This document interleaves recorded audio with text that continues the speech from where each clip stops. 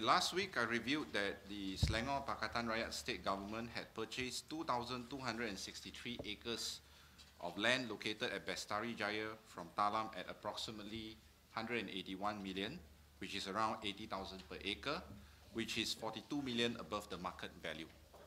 On July 2012, I drew the public attention to what is arguably another questionable purchase in Danau Putra amounting to 87.7 million on the part of PR Selangor government, whereby 80% of the land is submerged underwater. The specific question which public ought to ask is whether Pakatan Rakyat Selangor government might has paid a sum of 57 million above and beyond the norm, given the fact that one plot of the land was auctioned off only at 5 ringgit 20 cents per square feet compared to purchase price of $15 per square feet. In total for these two lands, the question is whether Pakatan Rakyat Selangor government has paid more by 99 million. Today, I would like to provide further information on the Talam debt recovery exercise. The PR Selangor government has purchased 676 million worth of assets from Talam. All this we know. Of these assets that were purchased in 2010, Pakatan Rakyat Selangor government has sold 450 million worth of these assets to PNSB, Permodalan Negeri Selangor Berhad, a wholly owned subsidiary of the PR Selangor government. This amount is disclosed in the PNSB audited accounts of 2010, and it ties. If you add the leasehold land and the freehold land, it would come up to around 449 point something. The land sold to PNSB consists of Bukit Beruntung 2 and Bestari Jaya. Based on PNSB audited accounts of 2009, which I've also disclosed, PNSB is a debt-free entity and has cash and fixed deposit of 76 million.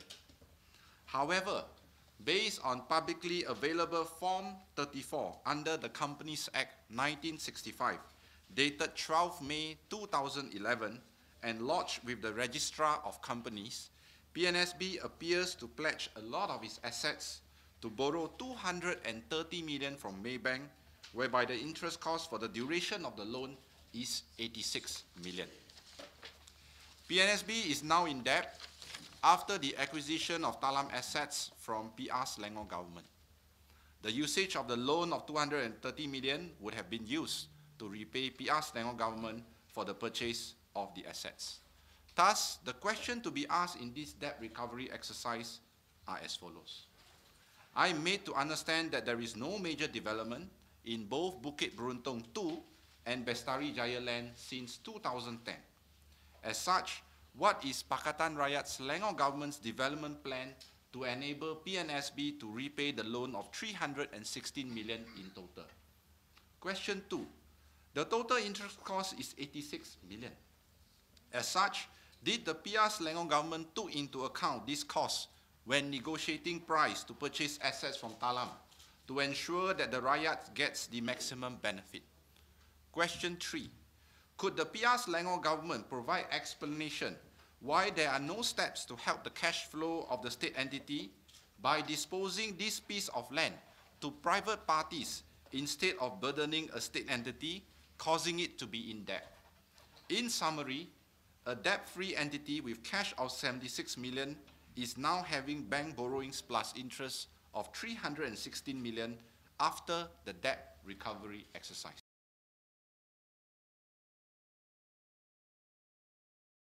One must remember, PR government promised a white paper, and this is not announced just to the press, it's announced in the day one. So not honoring the word and their promise, this is all wrong, because they are supposed to table the white paper in year-end 2010. Now, why all this start surfacing, appointing, trying to table white paper at year-end only after MCA started asking questions? And why is DAP ESCO so quiet on this matter? It seems like as if they do not know the matter, they don't understand the matter, or they are just merely rubber stamp. The question that we should ask is why now only you want to appoint 5 international accounting firms? And why is it that you only disclose it in November? Is it because in November they will already dissolve the State Assembly and call for election? We don't know. It's the same thing like when they announced the white paper at year end. This is like deja vu again. They say that they will announce the same thing at year end. So the question that we also need to understand is that all this while, this deal is done by Pakatan Rakyat Selangor government, and they boast that they never get any external consultants. So now the question is, the person that is doing the deal and in charge of this deal, which is Pakatan Rakyat Selangor government, can't explain the deal. They need to get an external party to explain it. Is it logical? What happened to their state auditors? They don't have faith in their own people? So, to me, I think they are just buying time. Where is the white paper?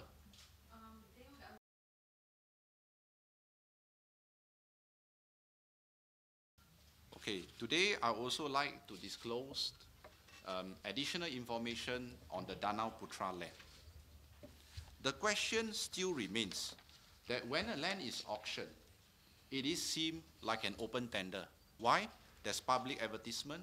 You know what's the terms and condition. You can visit the land before you do for your tender, and then after that you bid for it. So there is a huge disparity of price. We also know that it is announced that if necessary, a replacement land could be found. So my question is, since this case has been dragging for 2 years, did the Pakatan Rakyat Selangor government did any action to find a replacement land from Talam? Because based on a letter from the Menteri Besar Selangor Incorporated, dated 24th March 2010, whereby they have a meeting with all the bankers, where the title is Status of Talam Corporation Bhd Outstanding Debt Restructuring Exercise with Bankers. What is interesting in this letter is at the note of it. It clearly reads here, note, the letter of redemption from Bangkok Bank will have to be put on hold as the property Damai Putra. They don't even remember which land they buy, sorry. Damai Putra of 134 acres. In the whole land transaction, there is no such thing called Damai Putra. Spelling error or don't know what land they buy, okay? Is 60% filled with a pond, and this is the key word, and prospective buyers would be difficult to come by. Now my question is, if you know that it is difficult to find prospective buyers, why are you buying this land?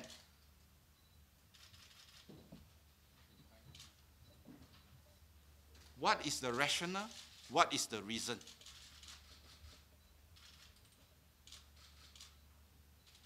And I know that when you employ any auditing firm, auditing firms are very professional.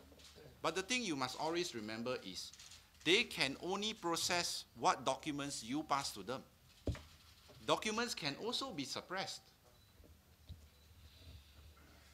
So did the Pakatan Rakyat Selangor government ever tell the people that they themselves know that this land is hard to sell, where prospective buyers is hard to come by?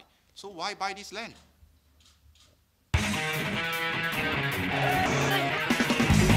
MalaysiaKini.com. Pada Malaysia Kini. Pada Malaysia Kini, Malaysia Kini.